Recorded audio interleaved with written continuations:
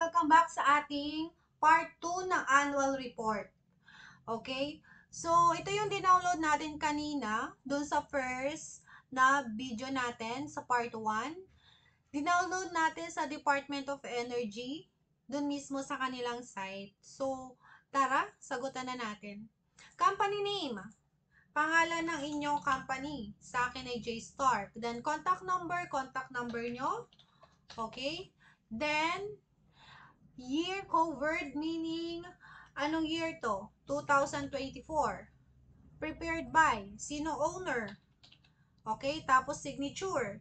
Approved by, sa DO ito, sila maglalagay. Deadline. Hindi po ako naglagay nito guys. Nung dinownload ko, lumabas na po ito. Automatic. So, not later than 20th calendar of day of January of the exceeding year. Meaning, January 20 ang ating deadline. So, as long as nakapag-renew na po kayo ng inyong mga business permit, updated na lahat, it will be better, pasa na po natin. Huwag na po natin hintayin ang extension. Kasi before, last year, nag-extend naman sila until 31.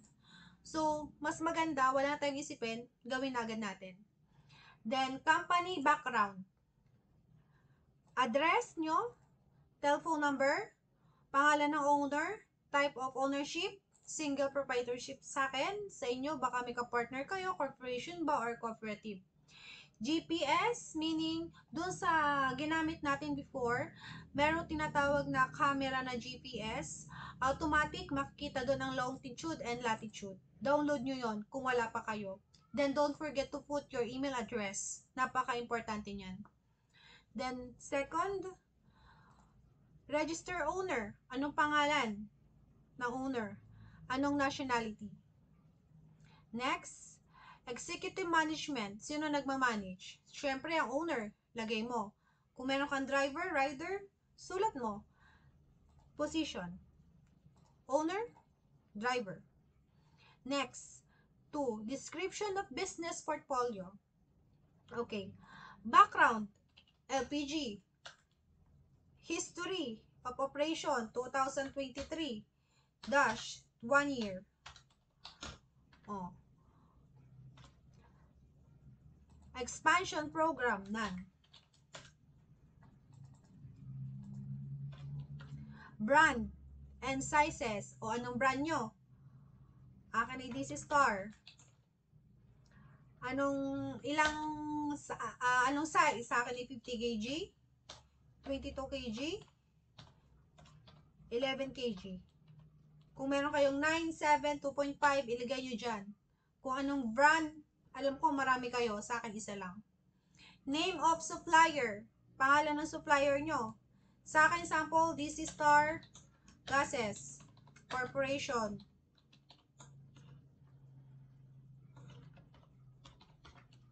Location. O, lagay natin na location kung saan yon. Next, number 3, facilities, outlet, and hardware. Okay, type of facility. Dito tayo. Ako pala. Dito, name, J-Star LPG Outlet. Next, anong region? Anong region nyo? Sa akin, region 4A. Kayo ba? Province. Province of Batangas ako eh. Municipal. Yan, sulat yung municipal. Barangay, street. LTO code. LTO code, ito yung LTO certificate kung meron na kayo. Kung wala naman, isulat natin or isulat nyo yung resibo number na binigay sa inyo nung kayo ay nagpasa ng DOE requirements, okay, for LTO. Kailan na expiration? 5 years. Example, nagpasa kayo no 2022 or 23. So, mag-expire siya ng 2025, 28, 5 years 8. Yun. Dito, kung company owned kayo, sulat nyo. Privately operated. Kung privately owned, sulat nyo. Ako, din ako eh.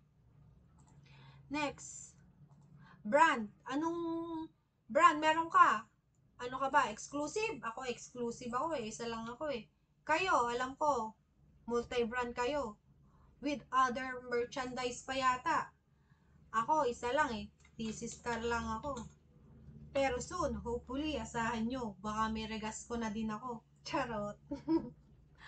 Next, cost of investment. Company owned. Oh. Cost in peso. Outlet, magkano? Let's say, 80,000 lamang. Sample lang yan eh. Manpower. O, dalawa. Dalawa lang kami ng asawa ko eh. Warehouse. May warehouse ka ba? Ako, wala. Kaya 0. So, 0 na din ako dito. Next. Total operational cost. Magkano pinaka-total? O, edi 100. Kasama na yung sa tangke ko na 20. Example lang yan. So, dito, total, dalawa lang kami ng asawa ko. So, dalawa lang yan talaga. Then, pagkatapos nyan, pilapan, meron pa dito. Kailangan natin i-submit. Annual ito, yearly.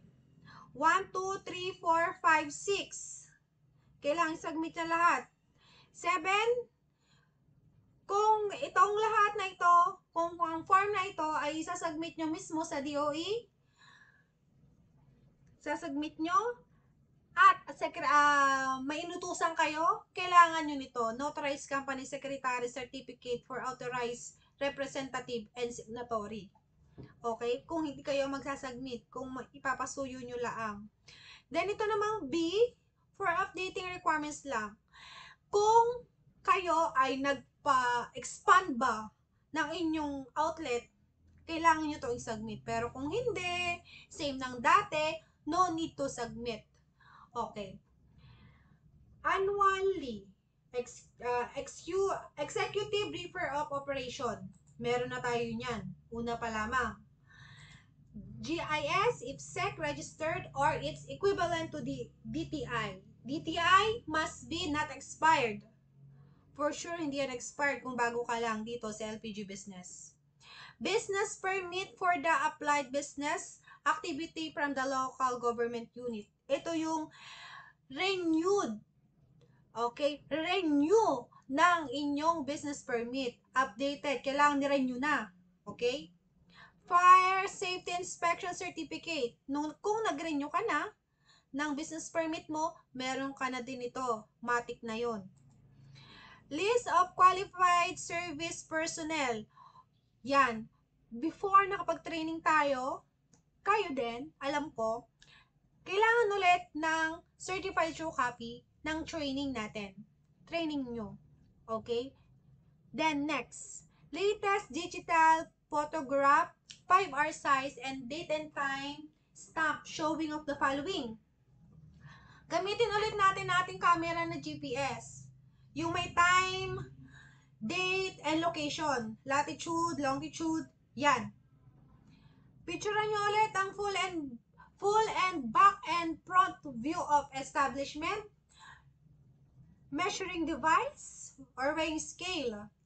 Price display record. Kailangan may presyo yan. Pag wala, ibig sabihin, alam nyo na. LPG cylinder. Kailangan bagong hugas yan. Kasi pangit pag hindi hinugasan. Madumi. Safety and information sign. Okay. Katulad nung no smoking for this area. Flammable like this. Yon. Kailangan meron ka nun. Next. Display board showing facilities registered. Yan. Yung board mo. Kailangan picture mo din. Doon naka-indicate yung mga permit mo. Okay? Alam nyo na yan. So, hindi na natin patatagalin. Diyan po nagtatapos ang ating ARE. Next po, part 3. Thank you for watching.